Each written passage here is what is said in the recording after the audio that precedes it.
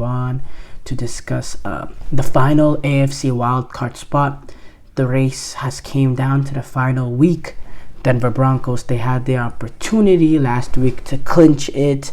They failed. They lost to Cincinnati. Now they have another opportunity to clinch this division.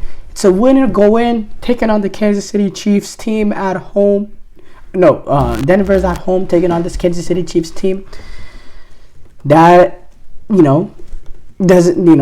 that's resting Patrick Mahomes. It's going to be Carson Wentz. It's going to be Carson Wentz taking on these Denver Broncos. Broncos have indeed catch the break. Patrick Mahomes, I doubt he'll even suit up. He's definitely not going to play at all. And it's going to be Carson Wentz that could play. Spoiler, and look, don't get me wrong, Carson Wentz, he's a competent quarterback. He's has some really good moments in the NFL, has some harsh moments as well, to say, but he's had some really good moments. Arguably, he would have won the MVP that one year if it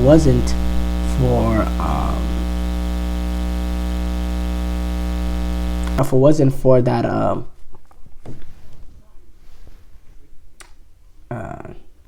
the injury, the torn ACL. And and look, Mahomes, he's not going to be playing. I didn't hear anything quite on Travis Kelce, but I'll be surprised if he plays much beyond the first half. I really don't see that happening. If Travis Kelce even plays, period, I think maximum he probably is only he's only going to get a half. When the Chiefs took on the Chargers last season in a similar situation, Mahomes didn't play, Kelce didn't play, Pacheco didn't play, Justin Reed didn't play, Karlaftis didn't play, McDuffie didn't play, Nick Bolton didn't play. So I could see this being a much weaker Kansas City Chiefs team taking on Denver, and Denver's situation is simple. You beat Carson Wentz, you're in the postseason. Simple. I mean, you had the opportunity to lock it up last week, and now it comes down to this. And I don't know if there's much analyzing to do when it comes to that. Just you gotta beat the backup quarterback. You gotta beat a second-string Kansas City team, a team that has owned Denver, in recent history. Don't get me wrong, but Patrick Mahomes as a whole owned Denver, and he's not playing, so. Your Denver Broncos, it's going to be a failure at a different level. You don't get this done. I mean, that's heartbreaking, number one. Number two, that's embarrassing.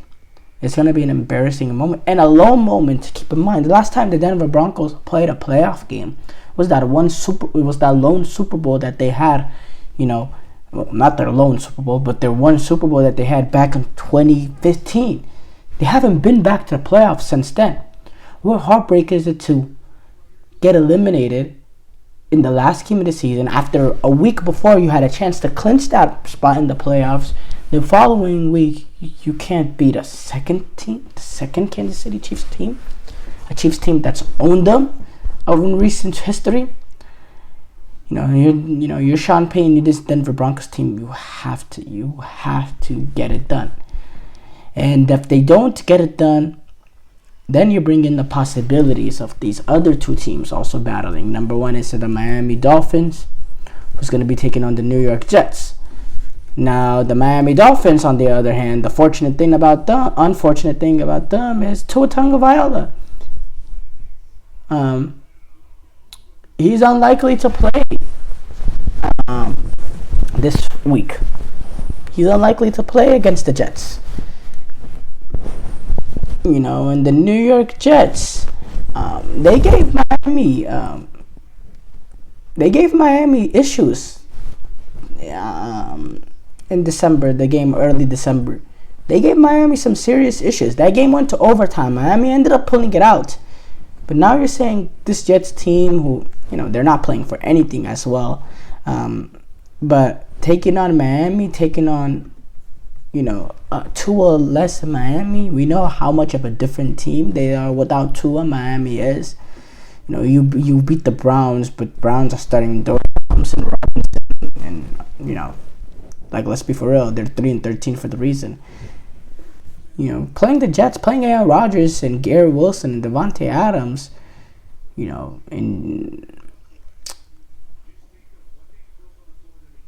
Ahmed, Chance, not Chance, oh my God, the Jets quarterback's name is mistaken in my head. What the heck? But y'all know what I'm trying to say though. There's talent.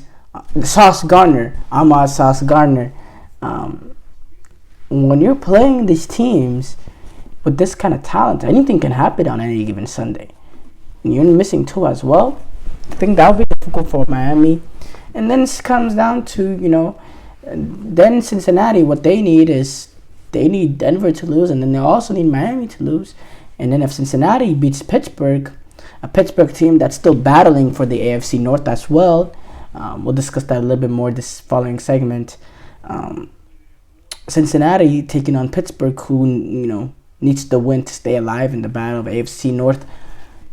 They will, by that point, actually, when they're playing on Saturday night, they'll know if they're still fighting for the AFC North or not. And I think that could change how Mike Tomlin approaches the game. If they get the news, okay, Baltimore beat Cleveland, seeding wise, I don't know if it makes much sense for them to really go, put Russell Wilson out there for 4 quarters, put him in any sort of danger when you can't win the division. Now, obviously, momentum is a real thing, and going into the playoffs was 4 straight losses is very difficult to pick up from that and to win. You're open. So there's some things that Mike Tomlin is gonna have to operate with in that one. But yeah, look, Cincinnati, they did a great job to get themselves back to where they are now and to even have a chance. But again, they need a little bit too much help. They need a team in Jets who has 3 or 4 wins this season. They're 3-13 or 4-12, something as horrible as that. They need them to help them out. And then they need a team that's probably going to be missing a lot of their starters to beat, a good Broncos team. Again, that's going to be difficult. And look, the NFL better be praying that Denver win, or the AFC. Your team in that AFC, you pray Denver, takes care of business against Kansas City. Because ain't nobody want to see Joe Burrow and Jamar Chase.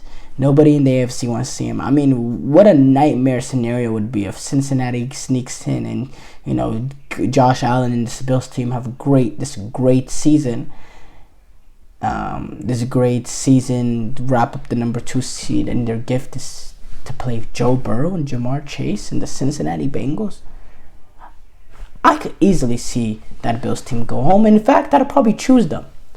But again, a lot has to happen for us to get there. A lot has to happen, and I just don't quite think it's gonna happen. I just don't, because look, you're looking at it. Each game, you're looking at it. The 3 scenarios that happen, I think it's more likely the other scenario happens in terms of Denver Broncos taking on Kansas City. I think the Broncos will win that game with the Chiefs resting. I really do. I think that I think that's what the much more likely outcome. Miami taking on the Jets. I think the more likely outcome if Tua's not playing is probably the Jets winning that game. I have to say, if Tua doesn't play, let me rephrase that actually. Even with Tua not playing, I still think the more likely outcome there is Miami beating the Jets. I do. But I do think it could get a little hairy here and there. And then Pittsburgh taking on Cincinnati. I still think Pittsburgh is still probably the favorites just because of the body of work that they've shown this season. So they're going to need three things that are probably against the odds to happen. It's just a little bit too much.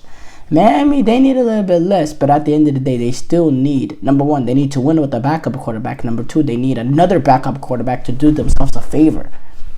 So, I'm going to favor Denver in this one to wrap it up, but it'll be a major, colossal failure if Denver doesn't. It'll be so disappointing, and it'll be a heartbreak that I don't know any fan base deserves.